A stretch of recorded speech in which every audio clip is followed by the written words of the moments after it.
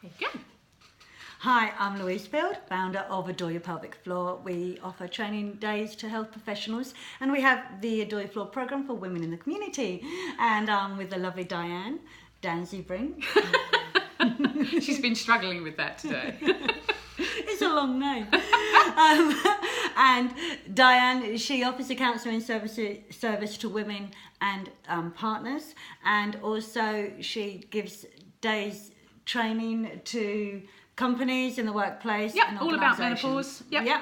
And of course, make menopause matter. So please have a look at this petition. It's out there. Just hashtag that and you'll see what it's about.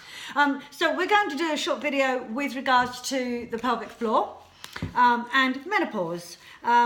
It's during the menopause, Diane, that we often can notice that there's an increase of difficulty with the bladder and the bowel. Yeah, definitely.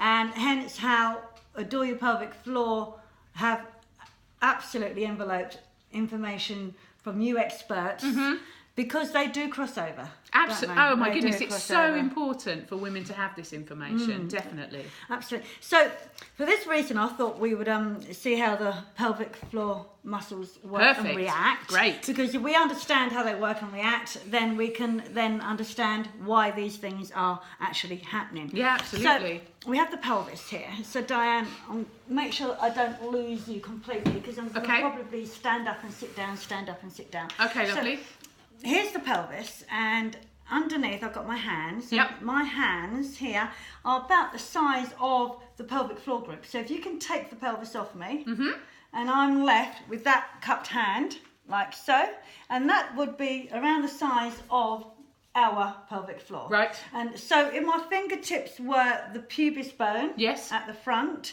and at the top of my hand here is the coccyx. Yeah. Yep. And it's this bowl shape, isn't it? Yep. Yeah, lovely. And looking down into the pelvis, all the red is muscle. Okay, and it sits at the base of the pelvis. In fact, actually, at the base of the pelvis, it's bone and bone. Yep. And there's no bone here, that would be wrong. And so we have literally got skin and fascia and exits and muscle. Yeah, okay. I'll put her down there. Put your pelvis down.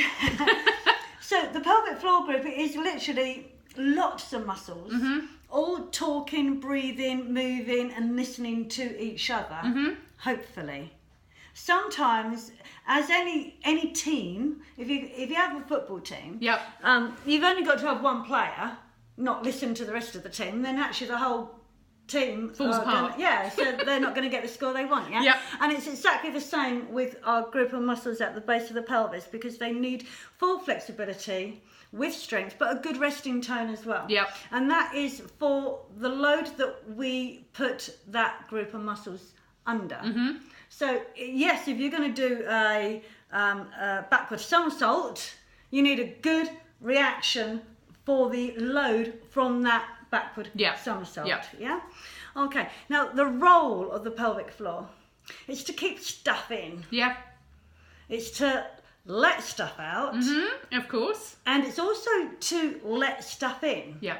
Yeah. Good. And the way that the pelvic floor works, Diane's got her lovely doggy. Which one is this? Kevin. Oh yeah, Kevin. You can't see him. Yeah. Kevin's on her lap, so I'm going to do this for Diane. Is that there's our pelvic floor here. It has to actually have this good resting tone, but then to relax, to let things out, yes, it literally relaxes. Yeah. And then it would come back to resting tone. So to let things out is your urine, your bowel waste, Tampax, baby, all sorts of things. And then to allow things in, again, it has to relax to allow things in, and it would come back to resting tone for its general day-to-day requirements. And then it has to contract against force and load to help keep everything in place. So as you can already see, it is moving with constantly. Even if I took my leg out to the side, the pelvic floor has to move with me. Yeah. And if I was to take my leg in front or behind. So this team of muscle is group of muscles are having to talk to each other. I'm going to get you to put your hand on your tummy. Okay. And can you give yourself a little cough? Yeah. And when you put your hand on your tummy and go for that little cough, what you should find is here's your tummy, and you get that little intra-abdominal pressure is what they call it. Yeah, that's it, yeah. Now that was a little cough. Yeah. Yeah, and I'm not going to ask you to do a big one. Good. But it'll be happening now with that great big laugh. Yeah? It's what happens. And that pressure would occur on a shout, on a jump, vomiting, huge. That's about the strongest force of pressure on intra-abdominal pressure. And so your pelvic floor, because it is, or it needs to be flexible with good resting tone and good contraction, on that cough, it would come down to take that load, to springboard it up on a contraction to then come back to resting tone. Okay. Yeah? Yep. Good. Let me see where I'm going to take you from here. I'm going to get you... Ooh, what else? on camera. Great. To feel your pelvic floor. Okay. Okay? Yeah. Good. Notice the camera is here. But it's okay. It's okay. All you're going to actually do is put your hand on your undercarriage. Yep. If Kevin doesn't mind. Can she do that? Yep, with Kevin on her lap. Yep, she can do that. Yep. And then put your hand on your belly again. Yep. And go for your little cough. And what you will feel is where your hand is on your undercarriage. Yep. And you go for that cough, you're going to feel the load of the intra-abdominal pressure on your hand. Okay. And then you'll feel it bounce back up again. Okay. So go for that. Oh, yeah. So you've just felt your pelvic floor on camera. Yeah. Okay. Hey. And I'm hoping you're trying this yourself. Right. So the pelvic floor literally works as a trampoline. Right. Because it takes the load and it springboards back up. Yeah. And comes back to resting tone. Yeah. Excellent. It's a really good way to kind of get the whole gist of how it all moves. And this chicken here, this also kind of shows you, because on that cough, what you would find is that there you go, you get your cough, there's your intra-abdominal pressure. Can you see that? Take that away. There you go. So that would be the load on the bladder on a cough, and that's why you might get leakage on the cough. But that could also be your pelvic floor organs. So that's your bladder, your bowel, and your uterus, okay?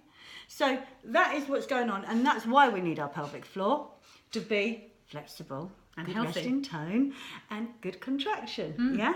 Okay. So let's see where we're going. The dog on here. is absolutely transfixed now on this chicken, now that she's just done that. No. Oh dear.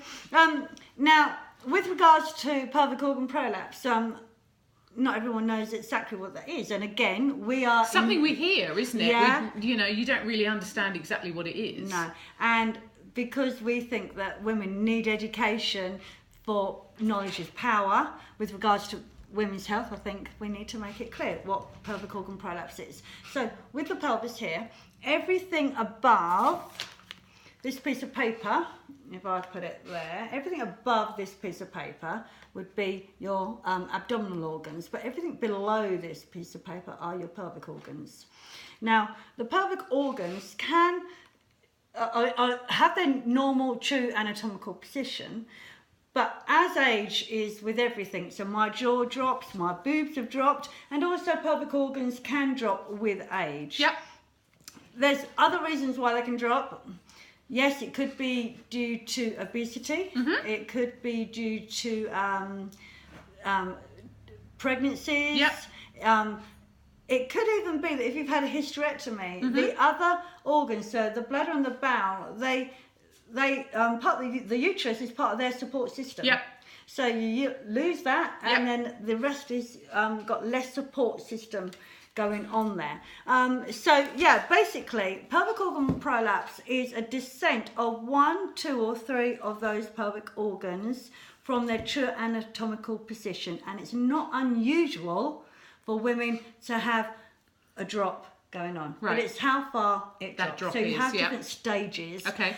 Stage 1, most women wouldn't have a dicky bird clue, and it wouldn't prove a problem. But again, as always, everybody's in an individual, and the signs and symptoms are on an individual basis as well. Grade 2 Some women will experience pain and signs and symptoms. I had a grade 2. I had no signs and symptoms. So it's all very individual. And then grade 3 is lower still, and you do start to see and feel characteristics. So if you didn't know, how did you... Because it suddenly went. Okay. So it went. So one day I stood up and I actually felt a shunt. Okay. And it was a drop. So you didn't know for a long time, and then all of a sudden there was an issue. Okay. So it probably was building up because I had I have a physical job that's very shouting. If I'm not shouting at my in my classes, I'm shouting at my children or my husband. I spend my life shouting, lots of intra-abdominal pressure, and then I've had 5 vaginal deliveries, so that in itself does weaken that area as well. So where was I? Where was I? So grade 3. After I had that shunt and I was living with my pelvic organ prolapse, I could actually feel those organs when I was having a shower. Right. So it is got to that kind of depth. Yeah. Of descent. Yeah. Grade 4, you are actually protruding outside of the vagina. Yeah. And it is yet another one of those things that you may go to the doctors. I mean, I obviously went to the doctors once I had the shunt, but it's you could go to the doctors and not make yourself very concise if you've got worries or queries or you need a checkup, and if your doctor doesn't actually examine you, you're probably quite happy. Like, you didn't have to examine wouldn't me. necessarily know, would she, what's happened to her? She knows something's different, but she wouldn't necessarily know what it was. I think it's the lead up to where I was, because where I was, it was like, I've got to see a doctor now. Yeah. But that leading, when you've got that build up, and so the signs and symptoms for pelvic organ prolapse could be those ones that you would have very common to women, i.e. that dragging feeling when you feel like your innards are falling out on a period. You could be getting it maybe when it's not your period. Right. It could be pain in sex. So it's all these things that we kind of live with anyway. So yes, stress incontinence, etc. Yeah. So right. Well, I have digressed, which I do so well. Let's see where we need to go. With things as such as diagnosis, we always recommend a women's health physio, because they are magical. Yeah, it is basically their specialised subject, and they're not overly expensive. There's only about 800 in the UK. We need more.